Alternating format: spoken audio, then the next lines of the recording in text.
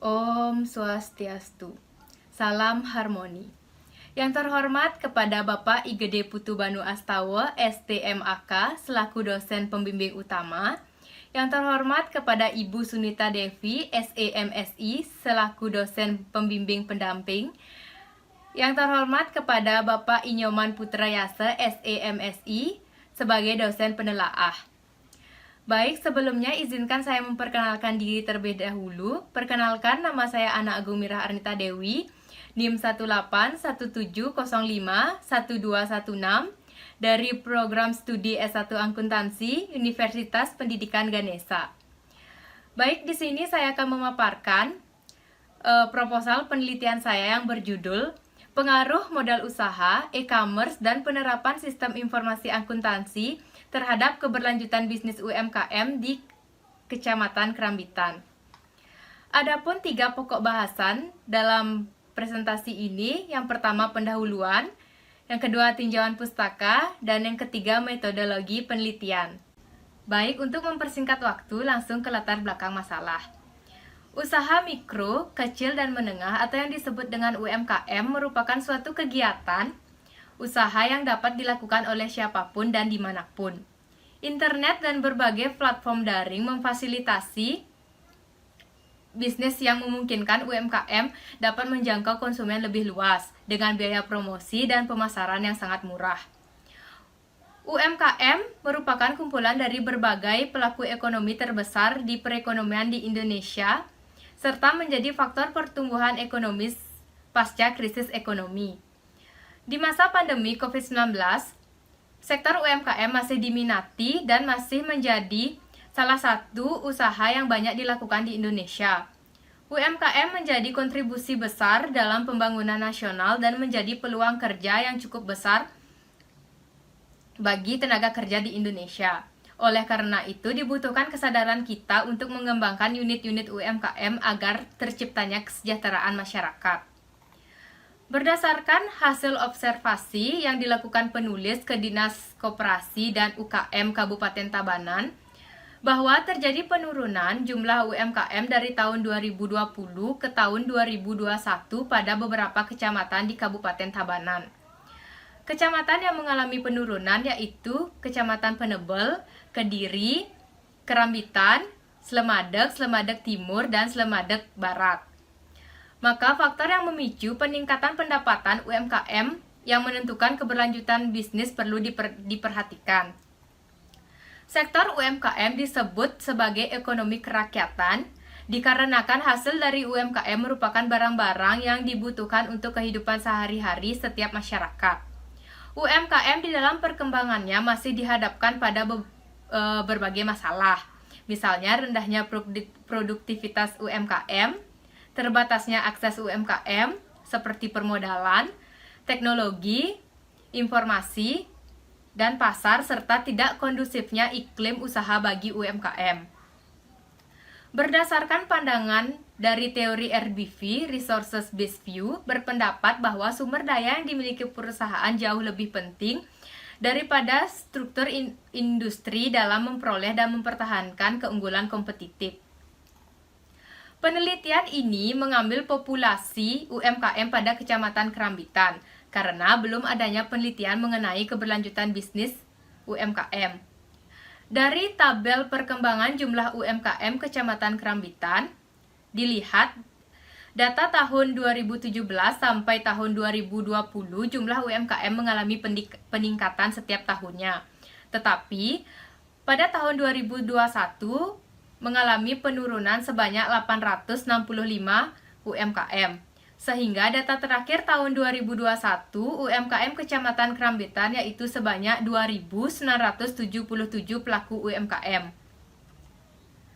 Berdasarkan hasil observasi penulis, fenomena yang terjadi adanya ketimpangan kasus UMKM bahwa salah satu UMKM yang tutup di Kecamatan Kerambitan karena mengalami penurunan penjualan yang mengakibatkan tidak adanya perputaran modal.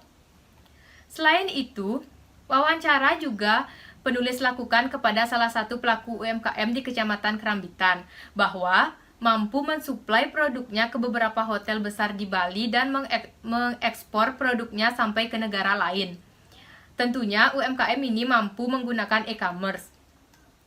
Kemudian alasan lain yaitu bahwa keberlanjutan bisnis UMKM harus tetap melakukan perubahan. Nah, sistem informasi akuntansi pada masa modern ini memiliki peranan yang penting terhadap kemajuan sebuah organisasi termasuk pada dunia usaha. Tidak hanya diberlakukan untuk perusahaan besar, namun sistem informasi akuntansi ini juga dapat diberlakukan untuk UMKM. Kemudian, penggunaan sistem informasi akuntansi bagi UMKM masih jarang karena kendala oleh beberapa hal. Berdasarkan latar belakang tersebut, maka penelitian ini penulis mengambil judul Pengaruh Modal Usaha, E-commerce, dan penerapan sistem informasi akuntansi terhadap keberlanjutan bisnis UMKM di Kecamatan Kerambitan. Selanjutnya itu identifikasi masalah. Yang pertama, banyak masyarakat yang beralih profesi dengan membuka usaha sendiri akibat terdampak pandemi COVID-19. Yang kedua, terjadi penurunan jumlah UMKM di tahun 2021 di Kecamatan Kerambitan. Dan yang ketiga, strategi pemasaran yang dilakukan oleh pelaku UMKM Kecamatan Kerambitan belum maksimal untuk mempromosikan produknya kepada masyarakat luar. Dan yang keempat, masih banyak pelaku UMKM yang tidak dapat melanjutkan usahanya akibat beberapa masalah yang tidak dapat diatasi. Peneliti membatasi masalah yang akan diteliti sesuai dengan tujuan penelitian. Penelitian membatasi masalah hanya berkaitan dengan pengaruh modal usaha, e-commerce, dan penerapan sistem informasi akuntansi terhadap keberlanjutan bisnis UMKM di Kecamatan Kerambitan.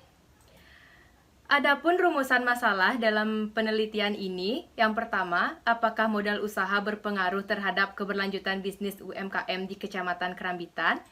Yang kedua, apakah e-commerce berpengaruh terhadap keberlanjutan bisnis UMKM di Kecamatan Kerambitan?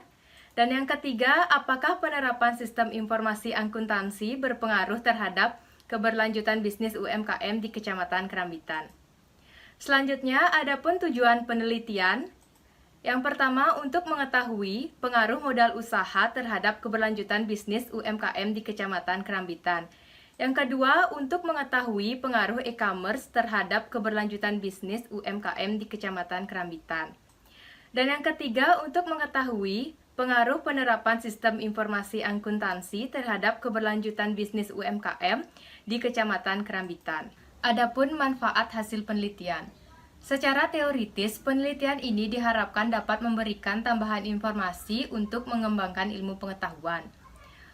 Untuk manfaat praktis, bagi mahasiswa diharapkan dapat mengembangkan kemampuan berinteraksi secara langsung karena dapat menambah wawasan dan keterampilan berkomunikasi, serta mahasiswa dapat mengimplementasikan teori yang didapat selama kuliah. Bagi UMKM, diharapkan berguna bagi pelaku UMKM yang sedang menjalankan usahanya dan berupaya agar keberlanjutan usahanya tetap terjaga dan makin berkembang. Bagi Universitas Pendidikan Ganesha dijadikan referensi yang melengkapi literatur digunakannya bagi pihak yang memerlukan. Selanjutnya yaitu pada pokok bahasan yang kedua, tinjauan pustaka. Teori RBV atau Resources Based View dijadikan teori utama atau grand theory dalam penelitian ini. RBV adalah manajemen bisnis atau alat yang digunakan untuk menentukan sumber daya strategis yang tersedia untuk sebuah perusahaan. Prinsip mendasar RBV adalah bahwa dasar untuk keunggulan kompetitif dari suatu perusahaan terletak terutama pada penerapan sumber daya yang berharga. Pandangan RBV berpendapat bahwa sumber daya yang dimiliki perusahaan jauh lebih penting daripada struktur industri dalam memperoleh dan mempertahankan keunggulan kompetitif.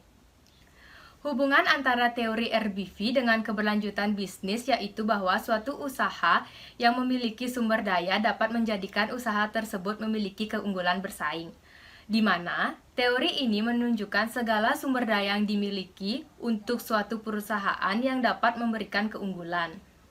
Sebuah perusahaan dapat bersaing dengan perusahaan lain dengan mengelola sumber daya yang dimiliki perusahaan yang bersangkutan sesuai dengan kemampuan perusahaan dalam mencapai keunggulan kompetitif sehingga dapat menciptakan nilai bagi perusahaan. Second teori dari penelitian ini, yang pertama UMKM, yang kedua keberlanjutan usaha, yang ketiga modal usaha, yang keempat e-commerce, dan yang terakhir sistem informasi akuntansi. Kerangka pemikiran, berdasarkan gambar 1, pada penelitian ini terdapat 3 variabel bebas, yaitu modal usaha sebagai X1, e-commerce sebagai X2, dan penerapan sistem informasi akuntansi sebagai X3. Sedangkan variabel terikatnya adalah keberlanjutan UMKM sebagai Y. Jadi, adapun hipotesis dalam penelitian ini yaitu H1. Modal usaha berpengaruh positif dan signifikan terhadap keberlanjutan bisnis UMKM. H2. E-commerce berpengaruh positif dan signifikan terhadap keberlanjutan bisnis UMKM. H3. Sistem informasi akuntansi berpengaruh positif dan signifikan terhadap keberlanjutan bisnis UMKM. Rancangan penelitian.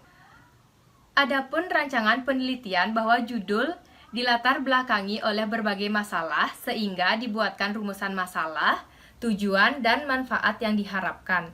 Kemudian, penelitian ini tidak lupa didukung dengan kajian teori dan dapat dirumuskan hipotesis, selanjutnya dibuatkan metode penelitian dan kuesioner.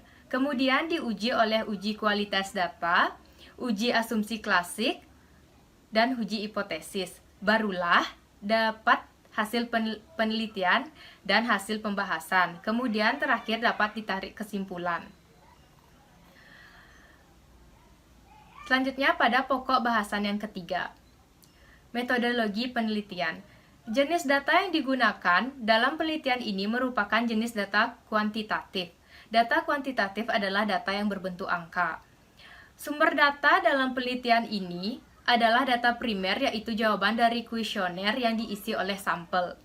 Kemudian, populasi yang digunakan dalam penelitian ini adalah 2.977 UMKM di Kecamatan Kerambitan yang terdaftar di Dinas Koperasi dan UKM Kabupaten Tabanan. Untuk menentukan sampel dalam penelitian ini, teknik sampling yang digunakan yaitu dengan purposive sampling. Pertimbangan atau kriteria yang digunakan dalam menentukan sampel penelitian yaitu yang pertama, usaha yang berlokasi di Kecamatan Kerambitan. Yang kedua, usaha yang berjalan lebih atau sama dengan 1 tahun. Untuk menentukan berapa minimal sampel yang dibutuhkan jika populasi diketahui, penulis menggunakan rumus Inshack and Michael dan didapat sampel sebanyak 68 responden. Adapun teknik pengumpulan data yang digunakan dalam penelitian ini yaitu wawancara, kuesioner, dokumentasi, kemudian didukung oleh instrumen penelitian dengan skala pengukuran menggunakan skala Likert. Selanjutnya, teknik analisis data dalam penelitian ini menggunakan uji kualitas data, yaitu uji validitas dan uji reliabilitas. Selanjutnya, uji asumsi klasik data dengan uji normalitas, uji multikolinealitas, dan uji heteroskedastisitas. Terakhir, menggunakan uji hipotesis dengan analisis regresi linear berganda, analisis determinasi, dan uji T. Baik, sekian presentasi dari penelitian saya. Mohon maaf jika ada salah kata. Saya tutup dengan Paramet Santi. Om Santi Santi Santi Om.